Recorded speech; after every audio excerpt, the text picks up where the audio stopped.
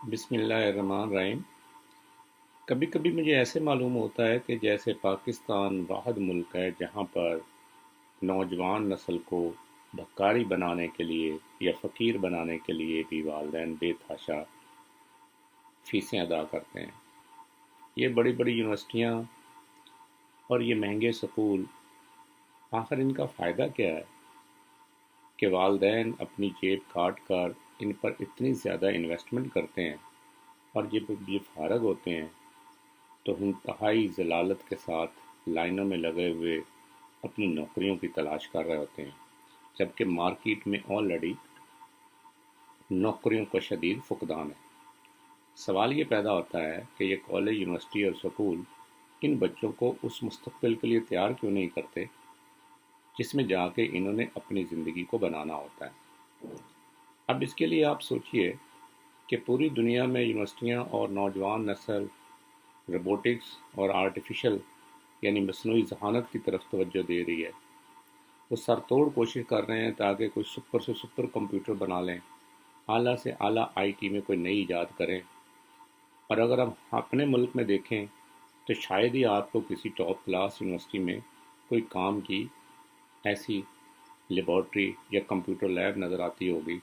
Public یونیورسٹیوں کا تو حال ہی برا ہے، وہاں پر تو آپ کو سٹاف نظر آتا ہے، تنخواہیں لیتے ہوئے لوگ نظر آتے ہیں، مگر یہ پروفیسر اور یہ سب لوگ شاید ہی اپنے بچوں پر توجہ دینے کو یا ان بچوں کی اس طرح توجہ دلانے میں رہنمائی کرتے ہیں۔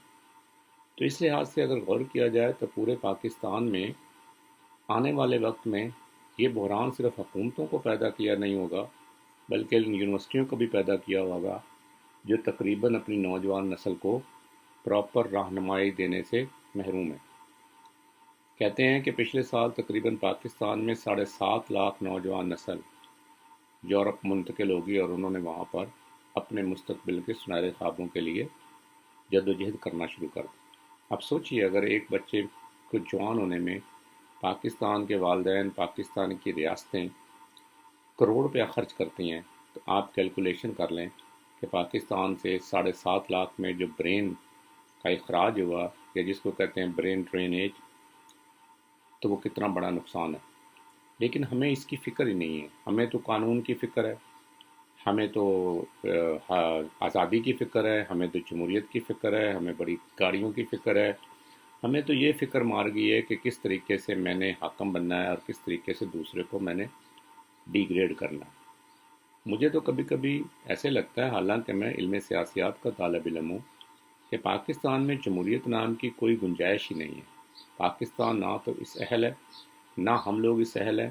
یہاں پر تو مافیا ہے، جتھے بازی ہیں، اور یہی سب کچھ ہے۔ یہاں تو کوئی بھی آمر کو چاہیے کہ وہ بیٹھ جائے اور 10 سال کے لیے تمام سیاسی جماعتوں اور سیاسی سرگرمیوں پر پابندی لگ جانی چاہیے، کیونکہ تبھی ہم اس قابل ہو سکیں گے کہ ہم اپنی توجہ ترقیاتی منصوبوں پر دے سکیں۔ اگر ایک سپورٹس کمپلیکس بنتا ہے، شروع ہوتا ہے، تو وہ مکمل ہی نہیں ہوتا۔ اگر کوئی سڑک شروع ہوتی ہے تو وہ مکمل نہیں ہوتی۔ اگر کوئی منصوبہ ورلڈ بینک کی 30 سالہ فنڈنگ سے ہم شروع کرتے ہیں، جو کہ لون ہوتا ہے، تو وہ 30 سال گزر جاتے ہیں لیکن ہم وہ منصوبہ مکمل ہی نہیں کرتے، اور وہ سارا قرضہ پائل اپ ہوتے ہوتے سارا بوجھ جو ہے نا عوام کے اوپر ڈالا جا رہا ہے۔ تو ایک لحاظ سے یہ کوئی ایک لحاظ سے ظلم نہیں ہے، مجھے لگتا ہے یہ اخلاقی گراوٹ اور سوچ کا قحط ہے، اور یہ سوچ جو یونیورسٹیوں اور کالجوں میں ڈیولپ ہوتی ہے، یہ وہیں پر قحط جو ہے نا وہاں سے شروع ہوتا ہے۔ اور سونے پہ سہاگا وہ لوگ جو رپورٹر ہوتے ہیں، جو خبریں دیتے ہیں، اب وہ تقریباً انسانی سوچ کا پورا احاطہ کرتے ہوئے نظر آتے ہیں۔ نہ صرف وہ ٹی وی سکرینوں پر نظر آتے ہیں، بلکہ انسٹاگرام کھول کے دیکھ لیں، فیس بک دیکھ لیں، یوٹیوب دیکھ لیں، ہر جگہ پر ان کے بے تحاشا فالوور ہے، اور ہر جگہ پر وہ اپنی جو سوچ کا قحط ہے اس کو پھیلا رہے ہیں، اور ایک ہی سوچ ہے کہ کس طریقے سے سٹیٹس کو برقرار رکھنا ہے، اور کس طریقے سے لوگوں کو بڑی بڑی لائنوں میں ذلیل کرنا ہے۔ کیونکہ حکومت کرنے کے لیے ضروری ہوتا ہے کہ آپ محکوموں کی پناہ مار دیں، ان کے اندر سوال کرنے کی جستجو ختم کر دیں، اور ان کو اس حد تک ذلیل کریں تاکہ وہ جو ہے نا یہ سوال کرنا ہی چھوڑ دیں۔ بہت سال پہلے میرے ایک دوست نے مجھے بتایا، جو کہ فرانس سے آیا تھا، کہ سینٹرل ایشین سے لڑکیوں کو اغوا کیا جاتا ہے اور بڑے بڑے کنٹینر میں ان کے ساتھ سارے راہ ریپ کیا جاتا ہے، زیادتی کی جاتی ہے۔ اور جب وہ فرانس کے ریڈ لائٹ ایریا میں پہنچ جاتی ہیں تو ان کی انا اس حد تک مسک کر دی جاتی ہے کہ یہ بھول جاتی ہیں وہ کون ہے۔ اس کے بعد ان کو استعمال کرنا آسان ہوتا ہے۔ مجھے لگتا ہے کہ پاکستانی قوم کی بھی کوئی حالت اس سے فرق نہیں ہے۔ ہمیں اس حد تک ذلیل اور اس حد تک ہماری انا مار دی گئی ہے کہ ہمارے اوپر کوئی بھی حاکم ہو، ہم نے سوال کرنا ہی چھوڑ دیا۔ ہم لا تعلق ہو گئے ہیں۔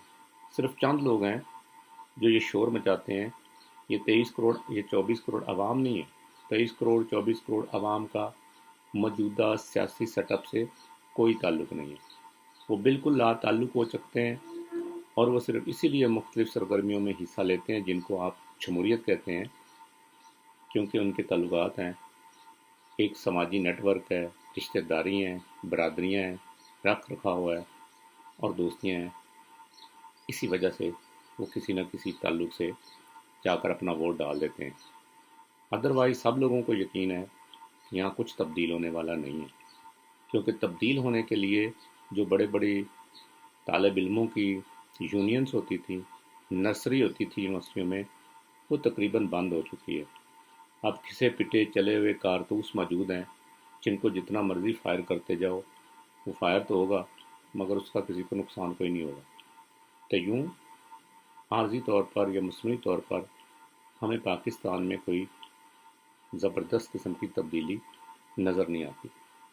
صرف ایک ہی تبدیلی آ سکتی ہے، وہ یہ ہے کہ یہاں طویل المدتی مارشاء اللہ لگا دیں اور تمام سیاسی سرگرمیوں پر پابندی لگا دیں تاکہ لوگ اپنے کاروبار پر توجہ دیں۔ اس کے علاوہ پاکستان میں فی الحال ان سیاستدانوں کی مدد سے کسی بہتری کی گنجائش کرنا ایسی ہے جیسے میر نے کہا تھا کہ میر بھی کیا سادہ ہے، بیمار ہوئے جس کے سبب اسی عطار کے لونڈے سے دوا لیتے ہیں۔ بہت شکریہ۔